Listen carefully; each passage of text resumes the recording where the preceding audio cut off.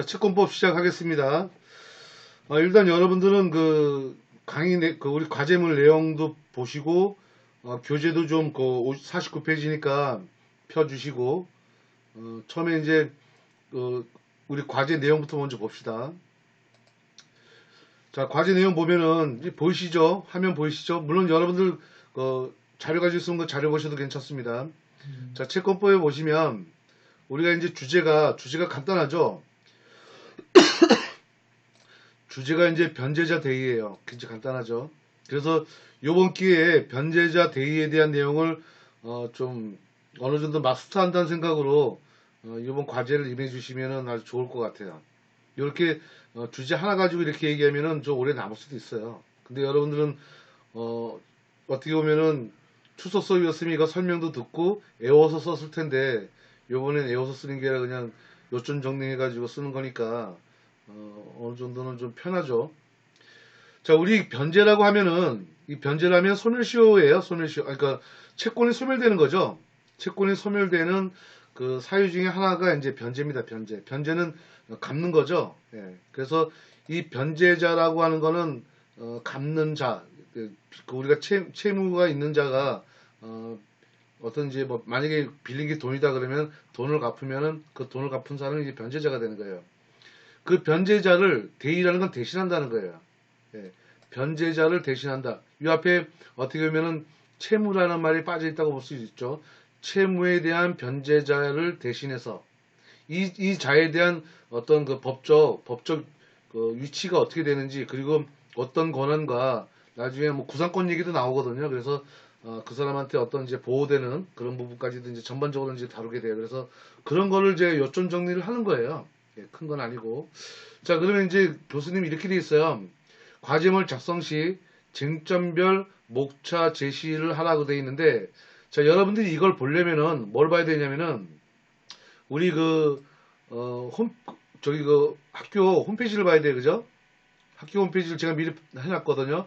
법학과 공지사항을 보면, 보이시죠? 공지사항을 보면은 요번에 그 채권법에 대해서 공지했어요. 자, 이 사항을 반드시 보셔야 됩니다. 자, 내용을 볼까요?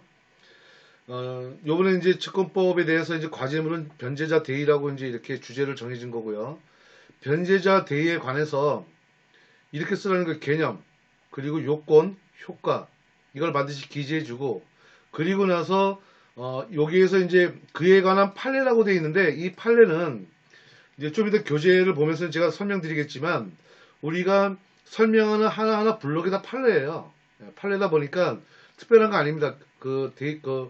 변제자 대의에 대해서 변제자 대의 개념, 변제자 대의 요건, 변제자 대의에 대한 효과, 그리고 케이스죠. 각각에 대한 분류된 거, 이게 다 판례예요. 그러니까 뭐다 하고 나면 이제 끝나는 거예요. 그래서 간략하게 설명을 하고 각 판례별에 대한 쟁점을 목차별로 작성하면 됩니다고 되어 있는데, 여기 판례에 대한 쟁점이라는 거는 교재에 대해 설명하는 부분들이 다 판례에 대한 쟁점이거든요. 그러니까 특별한 얘기가 아니에요. 특별한 얘기가 아니고. 자, 그래서 이제 하나 예시를 들었죠. 주제를 이제 먼저 써줘요. 변제자 대의라고 써주고, 그 다음에 뭐 로마체로 1, 2, 3, 4에 들어가 되고, 여러분들이 보면 큰 숫자로, 아랍의 숫자로 1, 2, 3, 4 이렇게 들어가 돼요. 뭐 1 개념, 2 요건, 3 효과, 이렇게 가도 됩니다. 자, 그 대신에 이렇게 들어가랬어요.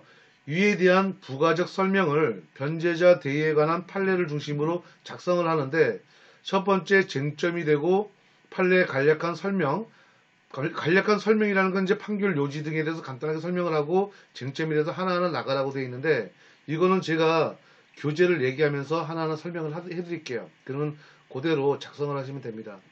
자, 그러면 이제 우리가 일단은 바꾸고, 자, 이제 교재를 봅시다. 49페이지를 보시면 이제 양가로 6 해가지고 변제자에 의한 대의, 이걸 이제 가로 해가지고 변제자 대의라고 된 거죠. 그래서 변제자에 의한 대의를 보면 처음에 이제 개념과 요건이 나와요. 여기서 똑같이 할 필요 없어요. 아까 예시했던 것처럼 1 개념, 2 요건 이렇게 들어가면 됩니다. 그래서 주제의 제목을 변제자 대의라고 써주시고, 그 다음에 1, 큰 숫자 1이라고 하면 돼요. 1, 개념. 그리고 나서 이제 개념에 대해서 여기 있는 거 그대로 써주시면 돼요. 변제자에 의한 대의란 제3자 또는 채무자와 함께 채무를 부담하는 자, 이런 것 등 이런 사람들에서 채무자를 위해서 변제하는 경우, 그리고 채무자에 대한 구상할 수 있는 범위 안에서 채권자의 채권 및 그 담보에 관한 권리를 행사할 수 있는 제도라고 되어 있는데, 여기서 채권자에 대해 구상할 수 있는 범위 안이라는 건 뭐냐면은 원채무자 있죠. 원채무자 그 안에서 변제하는 겁니다.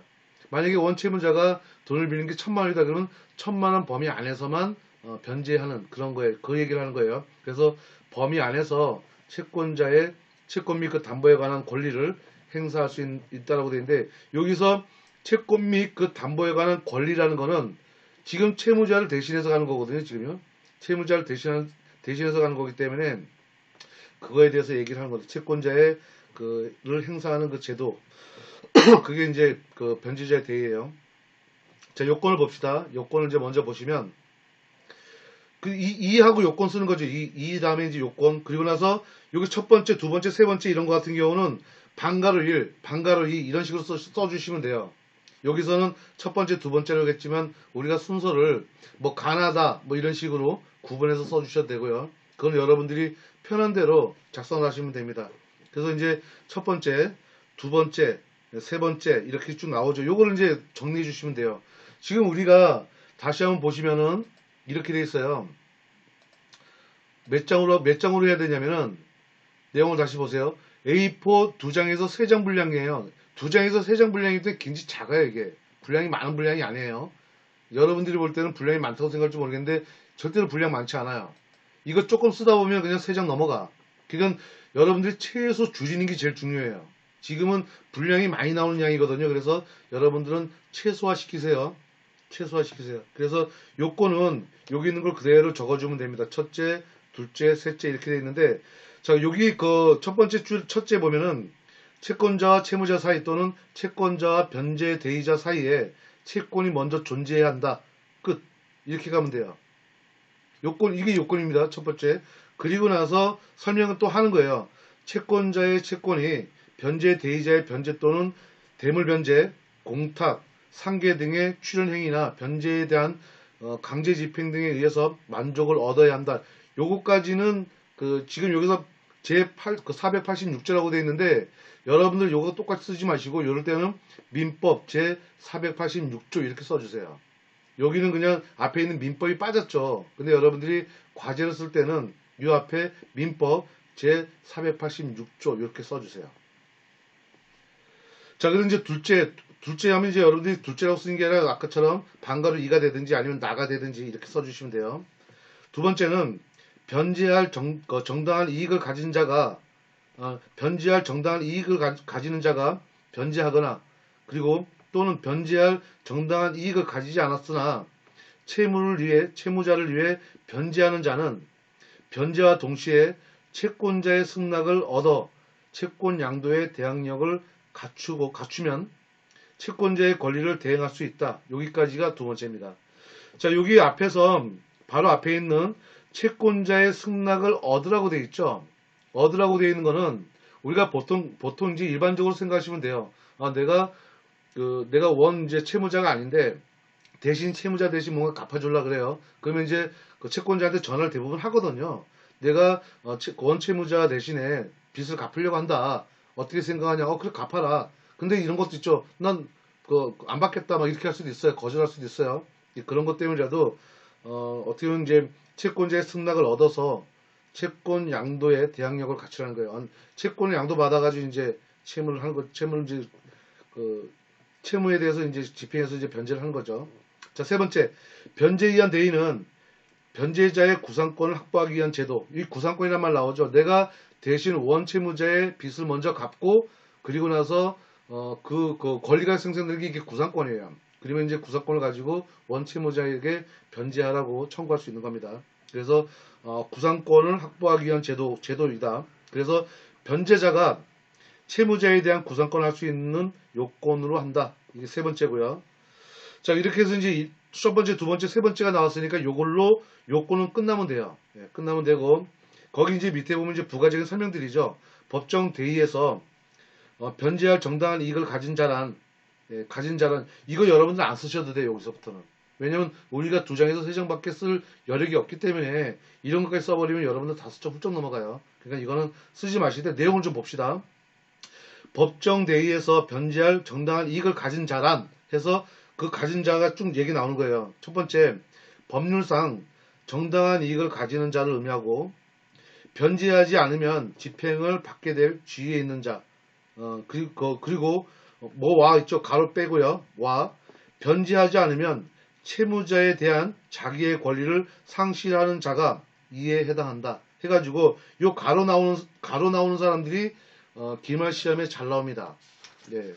이건 기말 시험에 잘 나오는 얘기예요. 그래서 그때 이제 문제 풀이하면서 이런 내용들이 또 나옵니다. 그래서 여기서 변제약 이런 그 지위에 있는 자, 지위에 있는 자가 아닌 사람 이렇게 물어보기도 해요. 그래서 변제자의 대의일 때 이 지위에 있는 자, 지위에 없는 자 이렇게 좀 구분할 수 있어야 돼요. 그리고 변제하지 않으면 채무자에 대한 자기 권리 상실한다고 되어 있죠. 예, 이런 것도 보면 이제 후순위 담보권자, 후순위 담보권자라 가지고 이건 지금 그 물권 쪽인 거거든요. 물권 쪽이라서 거기에서 이제 부가적 설명 나와야 되는데 일단은 여러분들이 그 물권 완전히 이해 못하면 여기서 다시 한번 또 외우시면 돼요. 그리고 채무자에 대한 일반 채권자, 채무자에 대한 일반 채권자가 여기에 해당된다. 자, 이들은 채무자한테 이제 어떻게 보면은 또 그 지위에 있게 되는 거죠. 후순위 담보권자하고 이제 채무자에 대한 일반 채권자, 이들은 다 이제 그 법정 대의에 정당한 그 이익을 가질 수 있는 자들이죠. 자, 이제 넘겨보시면은 방가루인데 앞에서 그 개념 요건 있죠. 그 다음에 이제 세 번째가 되나요? 첫 번째 개념, 두 번째 요건, 그 다음에 3 해가지고 효과가 나오는 거죠, 효과. 자, 효과를 보시면, 효과 내용을 보시면 이제 가가 있고, 보세요. 가가 있고, 그 다음에 우측에 넘겨보시면 이제 법정 대의상의 상호 간의 효과가 있죠. 나가 있고, 여러분들은 가, 나 이렇게 표시하지 않고 그냥 방가로 1, 방가로 2 이런 식으로 나갈 수도 있어요. 그거는 부호를 어떻게 붙이는 거에 따라서 여러분들이 정리하시면 돼요. 그리고 이제 54페이지를 보시면은 다가 있어요. 다가 있어가지고 채권자와 대의자 사이의 관계, 그 관계가 어떻게 효과가 발생되느냐 이게 나오는 거예요. 그래서 가와 나와 다가 이렇게 세 가지가 있는 거예요. 효과가. 네, 효과가 가나 다 이렇게 세 개 크게 나와 있어요. 그리고 나서 이제 끝납니다. 예. 그리고 이제 다시 넘어와서 50페이지 보세요. 50페이지 보시면 다시 이제 옵니다. 효과 바로 밑에 보세요. 변제 대의자는 대의에 의한 채권자의 원래의 채권 및 그 담보권과 함께 구상권을 보유하는데 이때 변제 대의자가 행사할 수 있는 원채권과 그 담보권은 구상권을 확보하기 위해 존재하는 부정적인 성격을 가지고 있어요. 이게 무슨 얘기냐면 부정적인 거라는 게 잠시만요.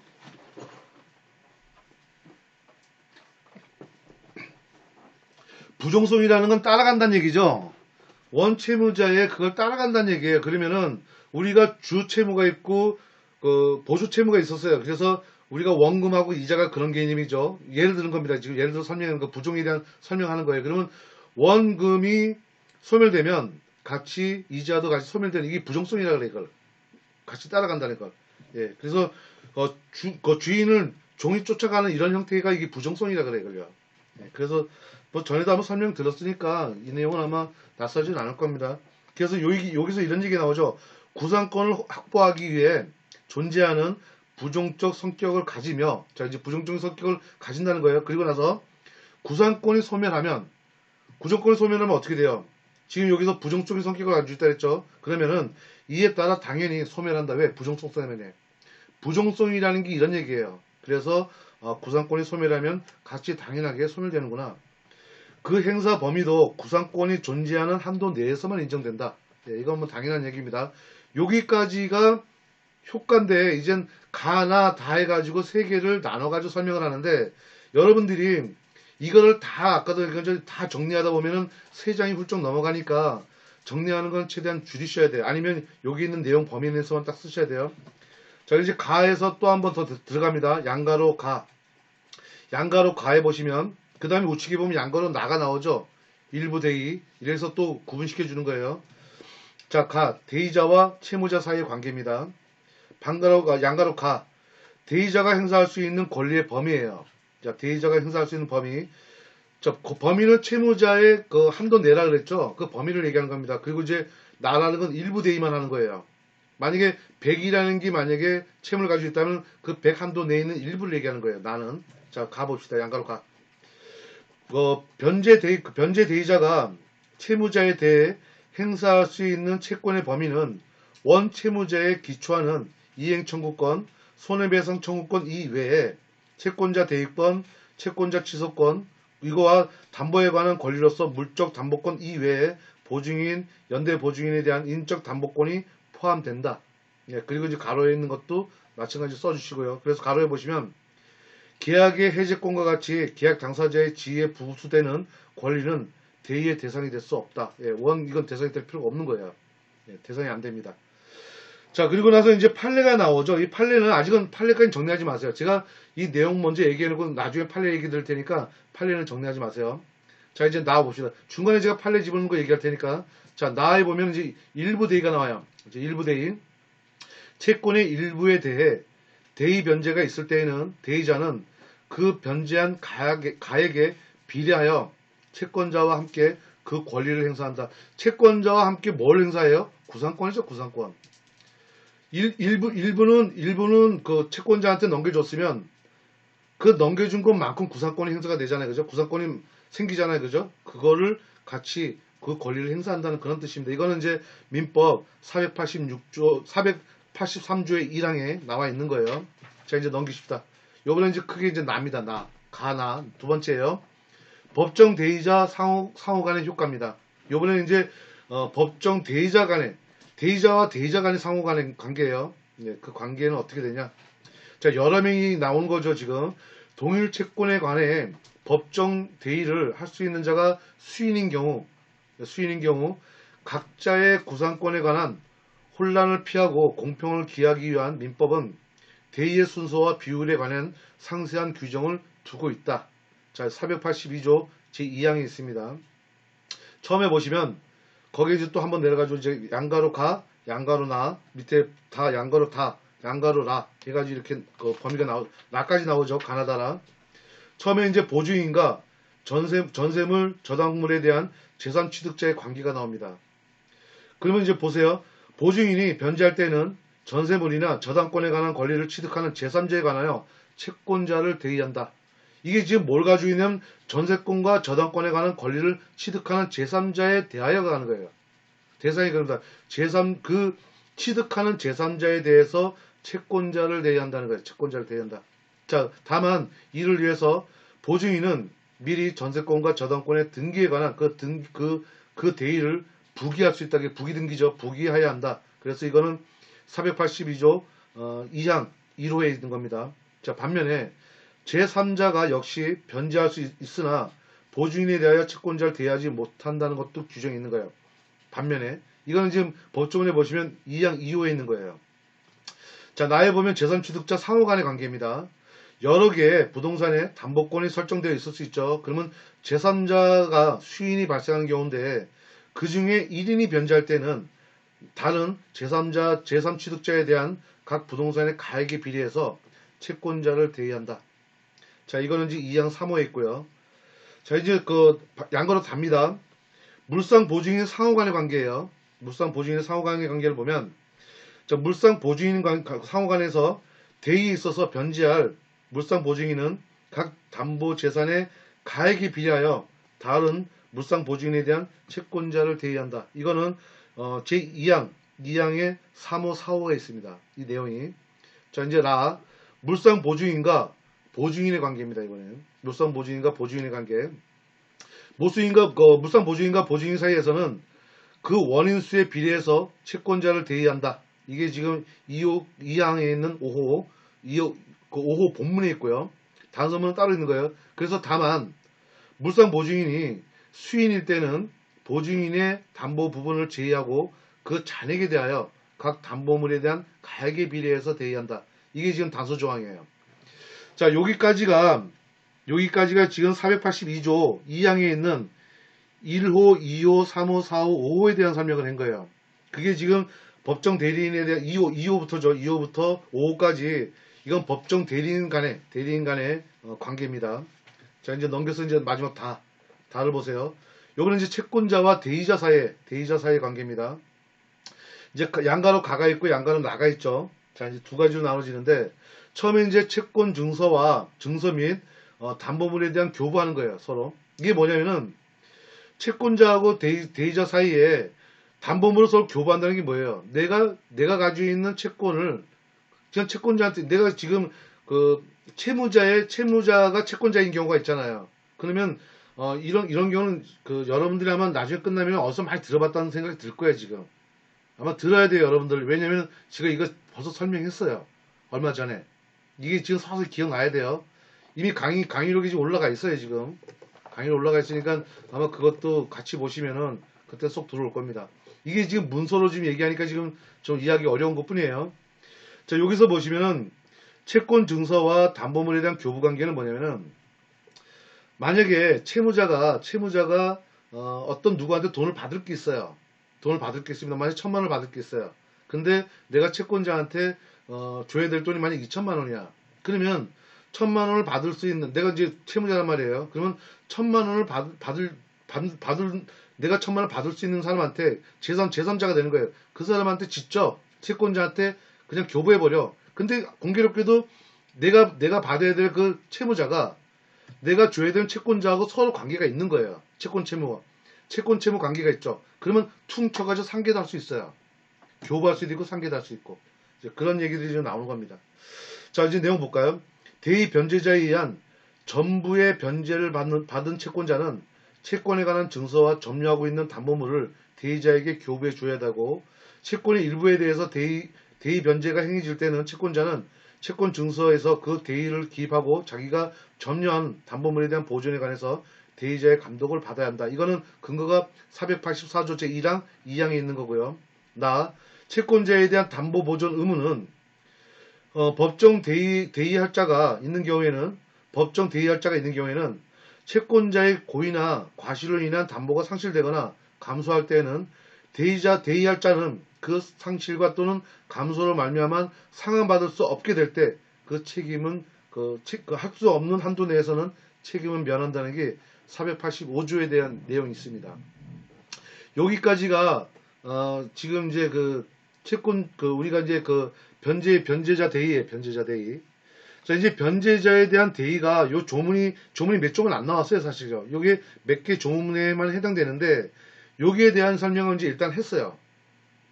자, 여러분들은 지금 뭘 찾았냐면은 법조문에 대한 부수적인 해석이라고 보시면 돼요. 지금 제가 얘기했던 게 이게 다 해석이에요. 그러면 어디까지 지금 얘기했냐면은 보세요. 다시 저 화면 가봅니다. 자, 요구했던 사항 보면 이게 아니죠. 지금 내려서서 우리 홈페이지에 보시면 어디까지 갔냐면은 여기서 주제했고 개념, 요건, 효과. 이 효과에는 보세요. 그에 관한 판례를 간략히 설명하라고 되어 있죠. 간략히 설명하는데 그 판례의 쟁점을 목차별로 작성하라고 되어 있는 게 지금 설명한 이거예요. 지금 우리 가나다 이렇게 나온 거 있죠. 그게 쟁점이에요. 쟁점에 대한 얘기라고요. 지금 제 얘기를 이해하셔야 돼요. 자, 그러면 이제 어떻게 되냐면은 여기 판례에 대한 간단하게 설명되어 있고 지금 그 쟁점도 지금 얘기해놨어요. 그러면 순서를 보세요. 주제 해놨고 그 다음에 요건 1 요건 2 효과 1 개념 2 요건 3 효과 그 다음에 3 효과에서 반가로 1이 되든 여러분들이 가가 되든 반가로 1로 기준 잡아서 얘기할게요. 반가로 1 그리고 나서 요게 양가로가 또 있었죠. 거기서 보면은 이제 양가로에 해당되는 것을 뭐 여러분들은 이제 양가로 1 양가로 2 이런 식으로 가면 돼요. 1 반가로 1 양가로 1 이런 식으로. 그러면 이제 그 항목별을 묶어놨잖아요. 그게 쟁점이에요. 판례의 쟁점이라고. 자, 그러면 이렇게 보세요. 이 밑에 이렇게 돼 있죠. 이에 대한 부가적인 설명을 변제자 대의에 관한 판례를 중심으로 작성하는데, 이 쟁점이라는 거는 그 가나 다 있죠. 가나 다에 대한 쟁점을 먼저, 그게 쟁점의 제목이에요. 그리고 나서 판례에 대한 간략한 설명 있죠. 그게 지금 부수적 설명인 거예요. 부수적 설명인 거예요. 그러면 이제 판결의 요지가 나오죠. 자, 판결의 요지를 이제 그것만 좀 찾아내면 돼요. 어디를 보시냐면 우리 효과에서 50페이지입니다. 50페이지 다시 넘겨보세요. 50페이지 넘겨보시면 50페이지 이제 밑에 보면 판례학습이라고 나오죠. 판례학습이 나오는데 거기에서 보시면은 이제 이거는 그 가에서도 양가로 가에 대한 해당 사항이에요. 끝에 보면 대법원 판례 나오죠. 대판 2001.1.19 2000다 37,329. 예, 요걸 보시면 돼요. 요거. 이게 판례예요. 판례에서 지금 그 여러분들이 혹시 이거 기억나세요? 여러분들 혹시 제가 얘기했던 부분이 이거 기억나세요? 지금 민법의 체계 구성은 설명이 이렇게 나와 있는데 이 설명이 다 판례 요지라고 제가 설명했던 거 기억나세요? 지금 게시글에다 좀 남겨주실래요? 제 이 얘기가 기억나는 분은 1이라고 써주시고 기억이 안 난다는 분은 2를 써주세요. 2라고 좀 얘기하면은 제가 뭐라 안 그러고 제가 다시 한번 설명드리려고 하는 거니까 써주세요. 게시판에다가. 제가 이 판례 요지라고 얘기했던 게 기억나는 분은 1, 기억이 안 나는 분은 그래요? 예, 괜찮습니다. 올리세요. 그래요? 기억나는 분 한 분도 없나요?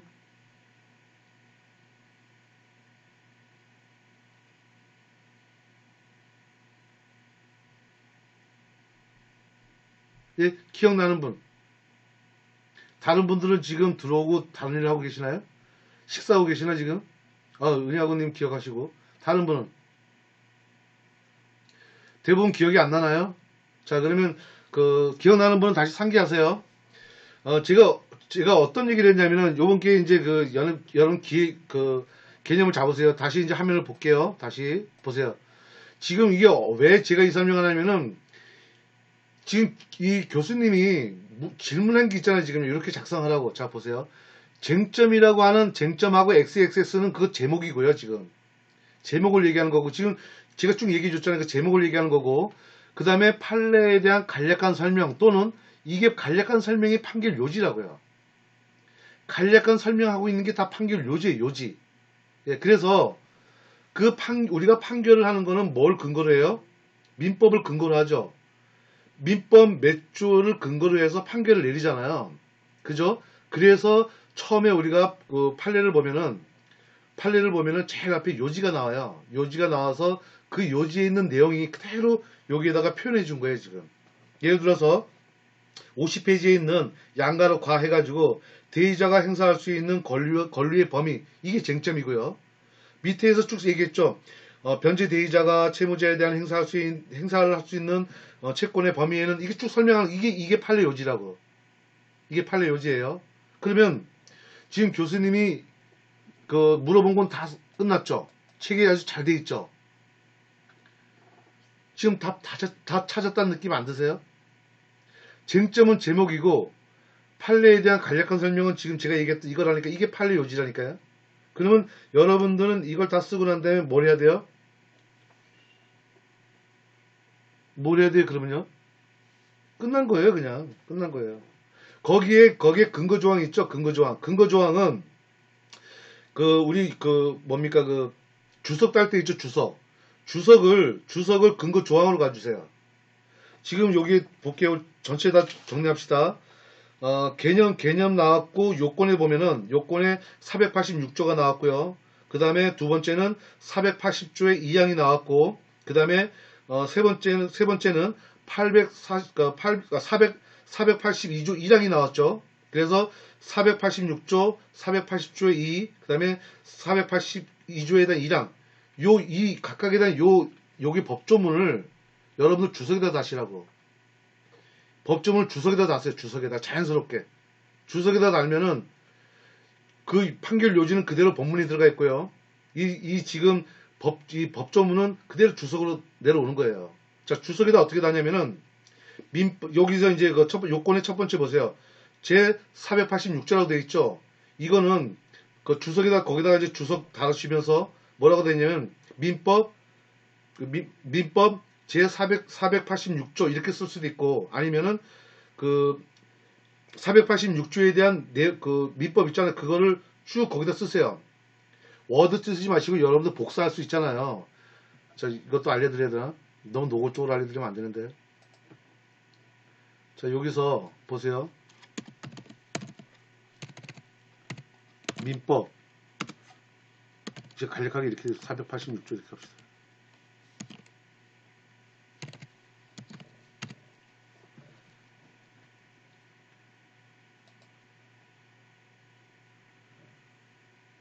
여러분들 워드 치는 게 사실 도움이 되는 건데, 너무 요령만 피는 것도 안 좋은 건데, 일단은 이것도 하나의 그거니까 조문 있죠. 조문 클릭하면 조문이 나오죠. 이거를 이렇게 복사하시라고. 이렇게 컨트롤 C. 네. 이렇게 복사해서 지금 제 이미지로 주석 달게 여기다 그냥 주석 이미지로 달아볼게요. 여기 주석, 이건 그냥 예를 드는 겁니다. 지금 주석을 체크하고 그 다음에 여기다가 컨트롤 V 텍스트 유지하면서 이렇게 하면 끝났다고요. 여기다가 제가 뭐라 했어요? 민법 이렇게 놔주면 되죠. 민법 제 486조 가로치고 이렇게 하고 그 다음에 써주시면 이게 주석 다 단 거예요. 간단하죠? 예, 요것만 밑에다 주석을 다시라고 이렇게 주석 다시면 돼요. 그러면 이제 그 우리가 책에 보시면은 몇 조 이렇게 돼 있죠. 이게 다 근거거든요. 이 판례 내릴 때 그 실정법을 가지고 와서 내린 거예요. 자, 51페이지 양가로 놔보세요. 이것도 하나 예입니다. 얘를 일부 대의가 지금 쟁점이에요. 쟁점. 다시 보시면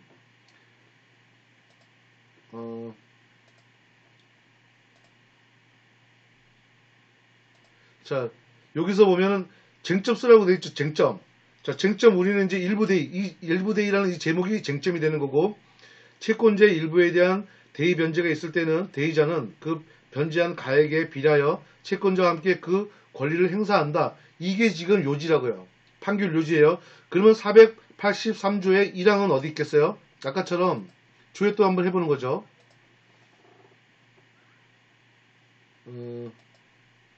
이번에는 483조의 1항이죠. 네.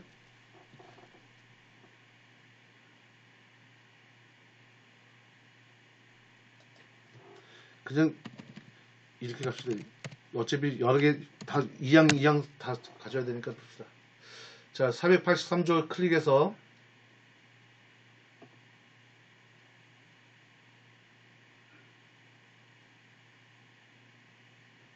자, 조문을 이렇게 가져와요. 조문을 보시면 여기 1항이 있고 2항이 있죠. 그럼 1항만 복사하는 거 일단 1항만 이렇게.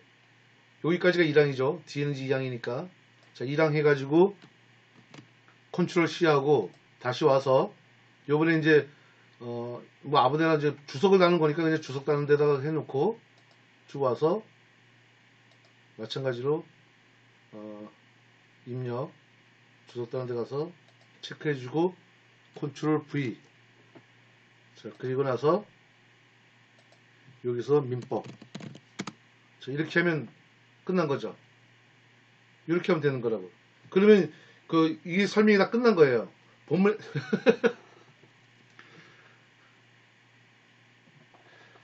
죄송합니다. 이게 그만해야 되는데. 나도 이렇게까지 가는지 모르겠네. 아무튼 이해하셨죠 이제. 그만합시다. 내가 너무 창피하다. 여러분도 쓰세요. 너무 요령으로 하지 마시고 너무 요령하지 마시고 한번 써주세요. 쓰는 것도 공부가 되는 거니까 한번 써주세요. 예, 그리고 이제 그리고 이제 그 설명 끝났죠. 자, 요게 이제 3장 이내에 끝납니다. 아무튼, 아, 미치겠다. 아, 이래서 안 돼. 아무튼, 아, 이거 올리지 말 거야. 카페에 공개해서. 아무튼 그렇습니다. 이렇게 해서, 과제 끝내세요. 일단 채권은 이렇게 끝내는 걸로. 아, 땀난다, 갑자기. 아, 이렇게 하면 됩니다. 이렇게 하면 이제 지금 교수님이 원하는 요건은 다 성립이 된 것 같아요. 그래서, 우리 여기 제시했던 것처럼 쟁점과, 판례에 대한 간략한 설명, 판결 요지, 이거는 바로 이제 다 책에 그렇게 형성이 되어 있는 거고, 그렇게 좀 써주시면 돼요. 써주시면 되기 때문에, 뭐, 이렇게 지금 좀, 어떻게 보면 교수님은 이제 정석으로 이렇게 썼지만, 우리는 책 구조를 아니까 책 구조가 이렇게 돼 있다는 거 알잖아요. 그래서 책 구조를 하면 되고, 자, 이제 그거를 간략하게 요건 한 1분만 얘기하고 갈게요. 1분 정도만 얘기합시다. 우리 지금 이 책 1분만 얘기합시다. 자, 이것도 마찬가지. 우리 책에 있는 거 정리 끝나고 난 다음에 이 책을 한번 보세요. 이 책을 보시는데 제가 이 보라는 이유가 있어요. 왜 그러냐면은 여기도 어떤 식으로 우리 판례를 정리했는지 보시라는 거예요. 네, 어떻게 판례를 정리했는지. 제가 진짜 항상 이건 판례 정리인 거라고. 그래서 판례를 어떻게 정리한 거지만 쭉 봐주시면 됩니다. 그러면 아무 문제 되는 게 없어요. 네? 책 제목을 몰라요. 이건 뭐죠? 어떤 책을 얘기하는 거지? 아, 이거는 사지 마세요. 이 책은 사지 않으셔도 돼. 사지 않으셔도 되고, 혹시 가지고 있는 분들 보시라는 거예요. 공부해서 내가 이제 과제 다 쓰고 난 다음에 이걸 보시라는 거예요. 이걸 보시고, 이건 더 자세하게 되어 있으니까, 요번 변제자 대의에 대해서 이제 완전히 한번 더 숙지하라고 제가 얘기하는 거예요. 그래서 다시 한번 해당되는 부분만 쭉 보시면은, 여기는 지금 책에 보면은 조문이 나오죠. 뭐 701페이지 같은 경우도 대의자와 채무자 해가지고 482조 이렇게까지 법조문이 나오죠. 이런 식으로 책이 구성되어 있어요. 하지만 우리 책은 또 달리 구성되어 있는 거죠. 그래서 똑같은 얘기를 이런 식으로 책이 또 구성되는 경우도 있어요. 그러니까 여러분들은 그렇게 여기서 보세요. 706페이지 같은 경우도 706페이지 한번 보세요. 양가로 3에 보면 법정 대의자에 대한 상호간 나왔죠. 앞에 제목만 조금 다르지 똑같죠. 쟁점. 그리고 여기서는 어떻게 나왔어요? 제 482조의 2항이 나왔죠. 2항이 나왔어요. 그리고 1, 2, 3, 4, 5까지 나왔죠. 다. 네, 우리는 지금 좀 나눠졌죠. 나눠가지고 설명했죠. 그런 것처럼 이렇게 나와주는 거예요. 이렇게. 예, 그러니까 여러분들이 책을 보는 요령을 다시 한번 좀 익힐 수도 있고, 제가 볼 때는 좋은 공부가 될 것 같아요. 그래서 상당히 요번에 코로나 때문에 이렇게 됐지만 좋은 기회다라고 생각했으면 좋겠어요. 예. 제 생각엔 그렇습니다. 여러분들도 한편으로는 과제가 아주 난해하고 막 어려우면 제가 좀 힘들겠다 생각했는데, 막상 제가 자료를 보니까 굉장히 쉬워요. 오히려 출석 수업보다 더 쉽지 않나 싶습니다. 애우지 않고 우리는 정리만 하면 되니까. 그래서 이게 김준호 교수님 책을 가지고 있는 분들은 이 제목을, 이 교수님이 다뤘던 제목하고 학교 교수님이 만들었던 그 제목하고 서로 비교해 보세요. 아, 똑같은 내용을 이런 식으로, 쟁점을 이런 식으로 풀었구나 라고 보시면 됩니다. 아이, 추석 수업이 더 낫죠. 자, 이제 채권은 끝. 이제 상법 갑시다. 상법. 자, 상법 교재 준비하세요. 준비해 주세요. 한 5분 시간 드릴 테니까, 5분 너무 많죠? 한 1, 2분. 예. 상법도 다 떠드려야 되죠? 다 떠드시게? 떠드시게 지금 해드려야지. 아, 이러면 안 되는데. 여러분들 공부인데. 자, 이제 채권은 아주 쉬워졌어요. 이제 상법도 또 쉽다는 생각을 또 합니다. 예.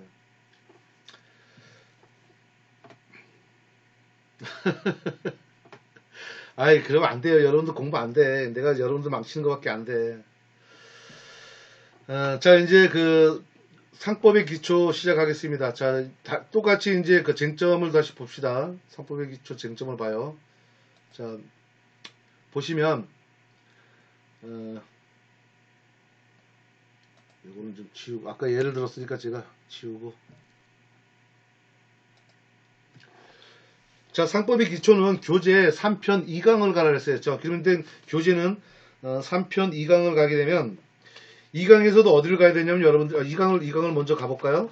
가보면, 어차피 지금 여러분들 이거 추석 수업밖에 시험 범위는 안 들어가 있어요. 기말 시험에. 우리 목차를 볼까요? 목차 보고 얘기합시다. 간단하게. 자, 3편에 있는 제2강에 보면 어음수표 발행이라고 나오죠. 어음수표 발행이 나와요. 저는 이제 처음엔 제가 이해를 좀 못했던 게 난 당연히 이제 어떻게 보면 이제 선의에 대해서 이제 얘기하는 줄 알았더니 다시 이제 주제 내용을 봤더니 그게 아니더라고요. 그래서 좀 더 이제 편하게 또 얘기해 줄 수 있을 것 같아요. 2강 목차 봅니다. 목차 제3편 2강 어음과 수표. 거기서 첫 번째 보면 이제 어음수표에 대한 행위, 어음수표 행위에 대한 의의가 나오고, 그 다음에 성립 요건이 나오고, 그 다음에 백지어음이 뭔지, 그리고 어음수표에 대한 대리와 무권 대리, 그리고 어음수표에 대한 위조와 변조, 그리고 어음에 대한 실질적 관계를 보는데, 여기서 여러분들이 해당되는 거는 2.4하고 2.6입니다. 여러분들하고 관계되어 있는 거는. 자, 이 2.4는 대리에 대해서 나오죠. 대리. 자, 대리에서 나오고 2.6에는 위조하고 변조에 대해서 나오죠. 자, 이제 이게 왜 나오냐는 봅시다. 문제를 봐요. 문제를 보면 2020년 3월 2일 날 갑은 자신의 지배인 A에게, 그러니까 A라는 거는 지배인이에요. 누가 고용되어 있어요? 갑이 고용되어 있는 지배인 A한테 100만원의 약속어음을 을에게 발행해주고 교부하라고 지시를 했어요. 갑이 지시를 했습니다. 누구한테? 지배인 A에게. 자, 그러면 지배인 A에게 나 대신에 발행해서 교부하라 그러면 대리를 한 거죠. 대리인 누구예요? 지배인 A가 대리죠. 그래서 2.4에 있는 어음수표 행위에 대한 대리에 대한 개념을 먼저 파악하셔야 되고요. 그래서 이제 그 대리에 대해서 이제 나오는 겁니다. 그리고 나서 이에 A는 대리인이죠. 지배인 A는 3월 3일 갑의 지시대로 약속어음을 발행했습니다. 그리고 을에게 교부했어요. 아무 문제가 없죠. A는 어떤 책임의 소지가 없어요. 일단 그렇게 정확하게 제대로 자기 할 일을 했어요. 그러면 이제 효과에 대한 법률적 여기 문제 나오죠. 책임에 대한 존재, 유무에 대해서 얘기 나오죠. 그러면 그 내용이 여기에 그대로 있어요. 책에. 우리는 지금 그걸 확인하러 들어가는 거예요. 그런데 을은 일단은 어음을 받았어요. 약속어음을 받아놓고 3월 13일, 15일은 왜 나오는지 모르겠어요. 3월 13일 또 그리고 3월 15일 날 이틀이 나오는데 이 날짜는 중요하지 않아요. 3월 13일, 3월 15일에 소지 중에 있던 어음을 분실할 때 이게 두 개가 어음이 두 개인지 아니면 하나가 이렇게 된지 그거는 생각하지 맙시다. 괜히 여기에다가 그냥 궁금해할 필요 없어요. 그건 벗어난 얘기 같아요. 자, 소지하고 있던 어음을 분실했습니다. 자, 분실했는데 그 분실은 누가 습득했냐면 B가 습득했어요. 그는 을이 교부받은 사람, 약속어음을 교부받은 사람이고 교부받아가지고 내가 또 배서한 게 아니라 분실했단 말이에요. 그 분실 습득을 B가 했습니다. 그럼 B는 권한이 없는 사람이죠. 그래서 아무런 권한이 없는 을의 기명난인을 위작을 했습니다. 그럼 위작했다는 얘기는 위조가 나오죠. 그래서 2.6에 있는 어음수표에 위조가 나오는 거예요. 변조사항은 아니에요. 위조입니다. 여기서는. 하지만 위조와 변조가 뭔지 우리는 확인하면 되는 거죠. 그래서 위조를 했는데 그 위조가 아무런 권한이 없으면서 어떻게 위조냐면 기명난인을 위작하여 이러면 위조가 되는 거예요. 기명난인을 위작해서 그 사실을 모르는 병에게 배서양도를 합니다. 자, 아무도 몰라. 그 병은 아무것도 몰라. 그리고 배서를 양도해요. 그러면 병한테는 크게 문제가 되는 게 없어요. 그래서 여기는 아무것도 안 물어보죠. 병에 대해서 아무것도 안 물어봐요. 근데 여러분들이 조금 좀 재미가 있다 그러면 요것도 한번 살짝 얘기해 줘도 괜찮은데 지금 2매 이내기 때문에 지민의 한계 때문에 더 이상 못 쓰겠다 그러면 빼도 괜찮아요. 병은 아예 논하지 마세요. 자, 그리고 나서 2020년 6월 현재 이게 뭐예요? 병이 소지하고 있죠. 자, 배서 양도를 받아서 그대로 소지하고 있는 중이에요. 자, 그러면 처음에 발행을 한 갑, 그리고 그 대신 대리인 A, 그리고 이 배서 교부받은 을, 그리고 분실해가지고 어떤 권한이 없는 B, 요 4명에 대해서 그 어음상의 책임에 대해서 어떤 존재에 대해서 책임이 있냐 없냐 요걸 좀 따져 묻는 거예요 지금요. 그럼 아주 많이 좁혀졌죠. 자, 두 장 이내입니다. 표지 빼고 2장 이내예요. 2매 이내고. 그리고 이제 갑니다. 이제 어디로 가냐면 351페이지로 갔어요. 351페이지. 2.4하고 2.6만 보면 돼요. 다른 거 볼 필요 없습니다. 여러분들이 목차는 편하게 정해주시면 될 것 같아요. 그리고 여기서 이제 물어보는 이제 원문 있죠. 2020년부터 해가지고 문제 해가지고 요거는 다 그 내용에다 넣으세요. 다 내용에다 넣고 그 다음에 전개해 나가면 됩니다. 자, 2.4에 보면은 351페이지에요. 어음수표 행위에 대한 대리입니다. 그럼 이제 처음에 의가 나오죠. 어음수표 행위의 대리의 의 이렇게 나와주면 되죠. 먼저 요걸 좀 반드시 걸어내줘야 되죠. 왜?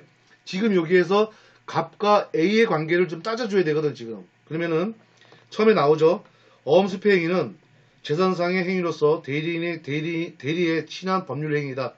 친한 법률이니까 당연히 된다는 얘기죠. 네. 그런데 어음법에서 무권 대리인의 책임에 관해서는 한 개 조문밖에 없다. 이거 쓰지 마세요. 전혀 관계 없어요. 지금 쓰지 마세요. 지면도 두 장밖에 안 되니까 먼저 다 써보고 너무 오버된다 그러면 이런 거 다 지우세요. 다 지우셔야 돼요. 그래서 뭐 따라서 어떻게 된다고 그랬는데 그거는 뭐 일단 쓰는 분들만 더 쓰시고요. 그래서 다음 장 넘겨보시면 세 번째 줄 대리인 또는 피용자가 대리인 또는 피용자가 지금 그 지배인 A죠. 지배인 A를 얘기하는 겁니다. 대리인 또는 피용자가 직접 본인이라는 거는 지금 얘기하는 갑을 얘기하는 겁니다. 갑 본인의 기명 날인 또는 서명을 하는 대행은 그 형식에 대해서 대리와 구별되나 우리가 민법에서 얘기하는 대리하고 다르다는 거예요. 그 형식이 다르다. 여기 지금 약속어음에서는 형식을 많이 중요시 여기거든요. 그래서 구별된다고 먼저 얘기해 주는 거예요. 그리고 나서 그 행위의 효과가 본인에게 기속되면 대리와 같다. 우리 민법에서 얘기하는 그 모든 책임은 다 지금 A가 갑이 짓죠. 그 대리인 A에 대한 잘못된 모든 무권 대리든 이런 행위는 다 책임, 그 효과는 다 갑이 가져가는 거예요. 일단 그 얘기를 한 겁니다. 그러면 이제 요건 효과에 대해서 있는데 요건 효과를 여러분들 다 써도 상관없지만 자 요건 다 써도 상관없지만 우리는 여기 쟁점되는 내용만 좀 가서 그쪽만 집중해서 좀 나갔으면 좋겠어요. 2장 이내로 써야 되니까. 자 요건을 보세요. 요건은 중요한 게 이제 세 가지가 나와요. 두 번째 줄에 나오죠. 첫 번째 줄을 보면 요건 바로 밑에입니다. 자, 어음행위에 대한 대리가 유효하기 위해서는 형식적으로 어음면에 어음면이 우리가 여러분들 어음을 보신지 모르겠는데 그 어음면이 그 종이면을 얘기하는 거예요. 어음면에 대리관계를 표시해 줘야 돼요. 그 있거든요. 거기에 대리가 있으면 거기다가 블랙에다 거기다 이제 뭐 우리가 고민이라든가 이런 걸 찍어버리고 이제 대리인 누구 이렇게 써도 되는 거예요. 특별한 거 아닙니다. 어음면에다 대리에 대한 표시해 줘야 되는데 즉 어음면에 본인의 표시, 대리인 관계의 표시, 그 다음에 대리인의 기명날인 서명 이런 형식을 갖추어야 된다는 거예요.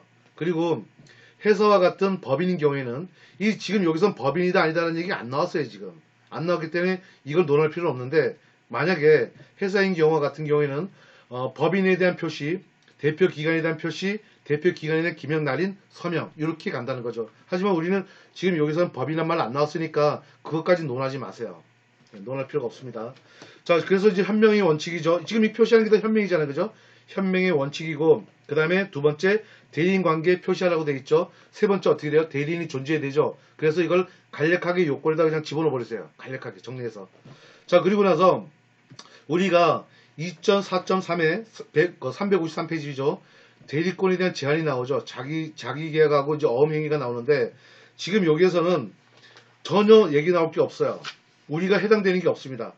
지금 무권대리도 아니죠. 무권대리도 아니에요. 그러니까 무권대리도 아니기 때문에 그냥 넘어가세요. 예, 넘어가세요. 전혀 문제되는 게 없어요. 무권대리도 아니고. 그래서 여기 358페이지 봐주세요. 358페이지. 중간에 있는 건 다 이제 그 무권대리에서 나오는 얘기거든요. 무권대리에서 나오는 얘기니까 이건 다 빼버리세요. 여기는 해당 없습니다. 그래서 요건에 있는 그 내용만 좀 집어넣어 주시고, 그 다음에 358페이지에 2.5.3에 보면은 관련 문제가 있죠. 어음행위의 대행이라고 나와요.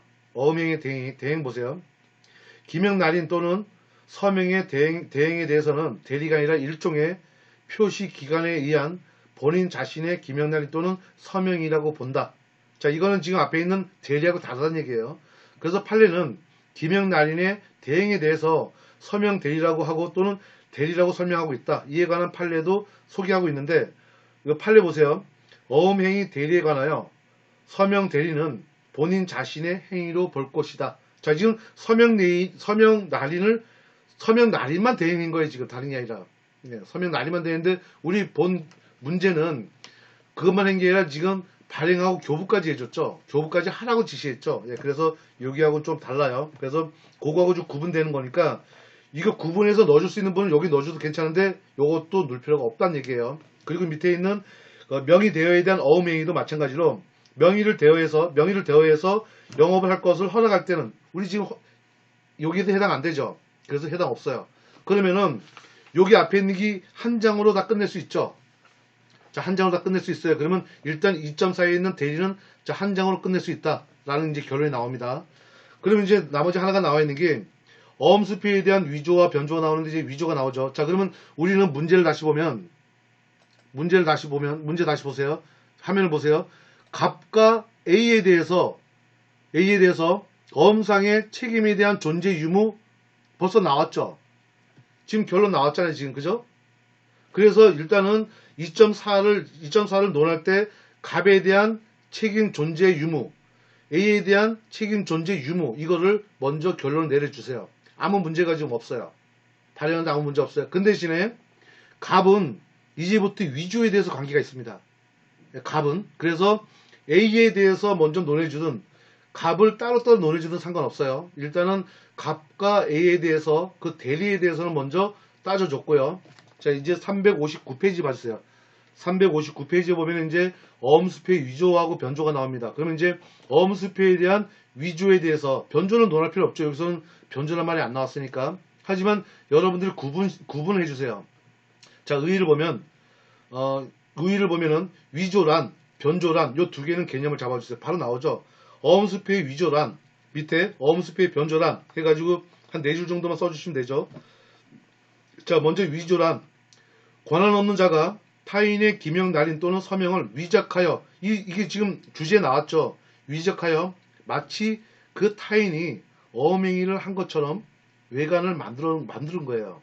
만들었으면 지금 여기에서 지금 위작했죠. 위작해서 그 사실을 모르는 병에게 배서양도했잖아요. 네, 이 얘기하는 겁니다. 지금. 그래서 위조예요. 여기에 대한 정의 내려주고 그 다음에는 어음수표의 변조란 이거는 여러분들이 구분해서 제목을 달아주세요. 뭐 방가루 1이 되든 방가루 2가 되든. 자, 변조란 권한 없는 자가 원칙적으로 완성된 어음에 대해서 그 내용을 변경하는 거예요. 지금 그런 내용은 아니죠. 하지만 요 정의는 내려주세요. 자, 정의는 내려주세요.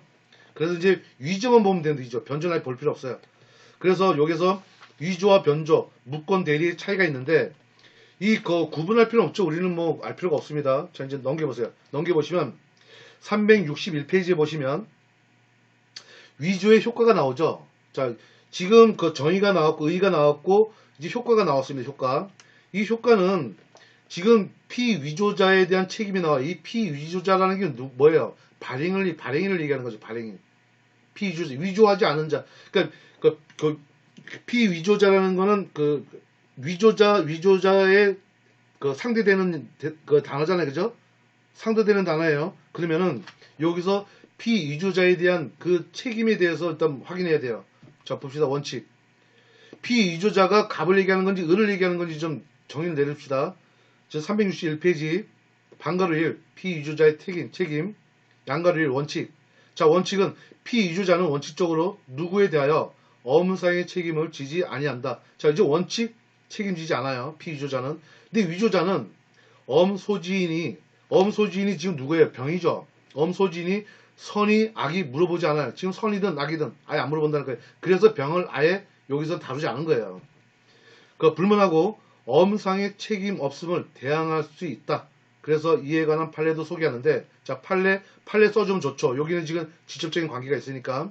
그래서 판례 앞에 있는 이 판례 이 제목을 뒤에다 써주시면 돼요. 뒤에다 대법원 날짜 써주시고 선고 뭐하고 판례 이렇게 써주시면 돼요. 약속 어음을 다른 사람이 그 기명날인을 위조하여 발행한 경우에 있어서는 그 발행인으로서 표시된 사람은 그 약속 어음의 발행으로서의 의무를 부담하지 않는다. 그리고 가로치고 대법원 날짜 써주고 선고 뭐뭐 해가지고 이거 그대로 써주시면 돼요. 그리고 가로 닫고 그러면 판례 그냥 써주신 거예요. 자, 예외가 있습니다. 취인 책임, 표현 책임, 사용자 배상 책임이 있어요. 그래서 처음에 봅시다. 피의조자가 위조인 사정을 알면서 지급한 경우에 여긴 해당되지 않죠. 그럼 그대로 써주시면 되고요. 해당되지 않아요. 두 번째, 피의조자가 위조의 기회를 준 경우에 위조의 기회를 준 건 맞죠? 왜? 분실했잖아요. 분실하고 신고도 안 했잖아요. 여긴 신고했다는 얘기도 없어요, 지금요. 자, 그래서 피위조자가 위조의 기회를 준 경우에는 민법과 상법에 표현대리의 규정을 유추하는데 피위조자의 업무상의 책임을 인정하는 것이 통설과 판례예요. 책임진다는 얘기네. 그럼 누가 책임져요? 을이 책임지는 을이. 자, 을이 책임집니다. 그래서 이 을이 결국은 을은 책임 소지가 있구나라고 일단 체크해 주셔야 돼. 을은 책임 있구나. 요 내용을 두 개를 다 가져가셔야 되죠. 여기는 해당 안 된다. 여기는 해당된다. 이게 근거가 나온 겁니다. 자, 넘겨보세요. 자, 또한 대법원 판례도 있는 거죠. 자, 이 판례는 이거 쓰지 마세요. 쓸 필요가 없습니다. 자, 또한 피용자에 의해서 피용자는 누구였어요? 피용자는 A였죠. 지배인 A. 해당되는지 봅시다. 피용자에 의해서 어음이 위조된 경우 아니죠? 여기 해당 없습니다. 예. 해당 없으니까 그냥 내용만 쓰시면 돼요. 자, 그리고 이제 위조자의 책임. 위조자 누가 있습니까? B죠. B에 대한 책임을 보는 거예요. 자, 위조자의 책임 보면 어음상 책임 여부를 보면 어음은 문헌 증권성을 가지고 있어요. 문헌 증권성을 가지고 있고 이와 관련해서 위조자의 책임에 대해서는 논란이 있는데 이 논란이 결국 우리가 얘기하고자 싶은 거예요. 위조자는 어음면에 그의 기명날인 또는 서명이 없으므로 어음의 문헌 증권상에 따르면 어음상의 책임이 없게 된다. 없어요. 없습니다. 근데 뭐예요? 자기가 위작을 했죠. 지금 위작을 한 것에 책임이 있는 거예요. 없다. 이렇게 끝났어요. 그리고 나머지는 쓸 필요 없어요. 우리가 지금 갓길이 멀어요. 양가를 위 보세요. 불법행위 책임에 대한 형사책임. 위조자는 민법상의 불법행위 책임 지게 돼 있고요. 형법상 유가증권 위조죄라 해가지고 이것도 책임집니다. 반드시 써줘야 되고요. 불법행위 책임과 형사책임 이거 반드시 써주시고요. 그 다음에 이제 방가로 살펴보면 위조 어음에서 어음행위를 한 자에 대한 책임입니다. 어음행위를 한 자. 자, 위조 어음행위를 한 자는 어음행위 독립의 원칙에 따라서 문헌에 따라 어음상의 책임을 진다. 자, 이제 그게 어떤 내용이냐면 이제 판례를 보세요. 유통된 어음의 최후 소지인이 여기서 병이죠. 최후 소지인이 된 피고는 비록 최초의 발행행위가 위조되었다 하더라도 어음행위 독립에 대한 원칙상 그 뒤에 유효하게 배선에 대해서는 상환 청구권을 행사할 수 있다라고 되어 있어요. 이건 지금 어떻게 보면은 그 이후에 있는 사람들은 책임을 안 지게 되어 있는 거예요. 어음행위 독립의 원칙에 따라 가지고 안 하는 거예요, 지금요. 그렇게 이제 얘기하는 거고 방가로 4 위조 어음을 지급한 자에 대한 책임입니다. 지급자가 책임을 부담하는 거 아니면 피위조자가 부담하는 거에 대해서 논란이 있는데 피위조자라 그러면 벌써 이제 관계가 되는 사람 나오죠. 그래서 여기서 이제 뭐 뒤에다 이제 써주시지 마시고요. 유예되어 있는데 중간에 보시면 왜냐하면 어음법 40조 제3항은 어음 자체가 진정한 것을 요하는데 위조는 진정한 어음이 아니기 때문에 민법상 채권의 준 점유에 대한 변제 규정에 따라 해결해야 한다는 견해도 있고 거기에 대한 판례도 여기 있는데 그 앞에 있어서 적용할 수 없다라고 되어 있어요. 위조어음은 그 위에 다섯 번째 위조어음에 대한 지급인의 책임에 대해서는 어음법 제40조 제3항에 대해서 바로 적용할 수 없다. 예, 그게 핵심입니다. 그래서 이제 그렇게 나와주면 되는 거예요. 자, 이제 위조에 대한 입증 책임. 이 마지막입니다. 이제 위조에 대한 입증 책임은 중요해요. 자, 판례는 마지막에 어음 소지인에게 입증 책임이 있다고 판시했어요. 여기까지입니다. 변조는 아예 논하지 말라 그랬어요. 그래서 두 면으로 끝납니다. 그래서 지금 제가 얘기했던 요 부분만 넣어주세요. 다른 건 아예 넣어주지 마세요. 넣을 필요도 없고요. 자, 그래서 이제 갑과 A는 특별하게 잘못된 게 없어요. 다만 이제 을이 분실함으로써 그 소지를 만들어줬죠. 그 소지를 만들어준 게 뭐였어? 원인을 제공해줬죠. 361페이지에 있는 피위조자가 위조의 기회를 준 경우 기회를 줬죠. 분실이 그 기회를 준 거예요. 그래서 여기에서 반드시 논해주세요. 을을 논해주세요. 그러면 어떻게 책임을 지라고 돼 있죠? 판례 태도는. 책임을 지른다는 거예요. 이래서. 그래서 을의 책임도 얘기해야 되고 B에 대한 책임. 갑하고 A는 책임이 없어요.